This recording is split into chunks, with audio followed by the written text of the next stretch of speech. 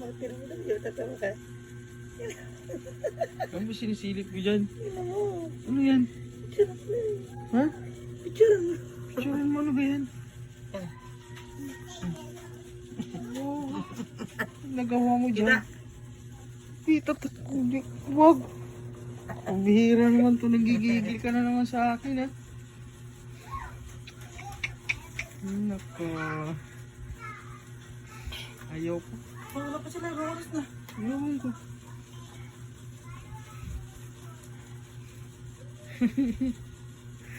Silip pa si Junior ko eh, nanahimik to eh. Silip mo yung Junior ko, nanahimik eh. Tuloy, tumapang na. Tumapag na. Ano? oh. Huwag mong galawin yan, baka itutuklawin ka yan. Pag matutuklaw ka dyan, yari ka dyan, ha?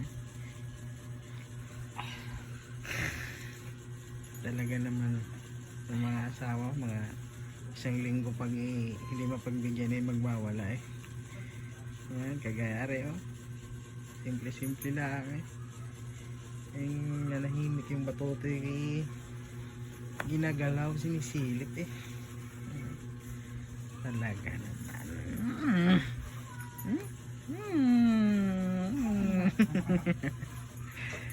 Kung hindi lang aalis mo palaban na. Palaban na naman si Batutoy ko. Oh, sige. Gigigil na naman ako sa iyo. Ngayon ay araw ay Valentine's Day. Ay nako. Mamayang gabi ariyan ako. Ay mapalaban na ng magandang sabon. Hindi Valentine mamaya. Mangingitim ang palong are. Sige. Masobrahan ako. Talaga naman. Kung hindi lang nga rin papasok eh, baka yung mga patatluhan eh. Kung matatatluhan eh, baka hindi makakatayo. Hindi makakatayo. Talagang gapang, parang lasing lula.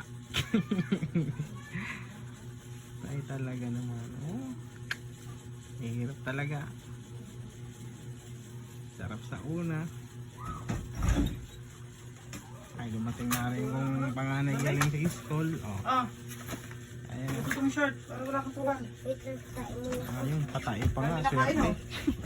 Patay ka baho. Yan, dumating lang, binagay si bag. Patay raw siya eh.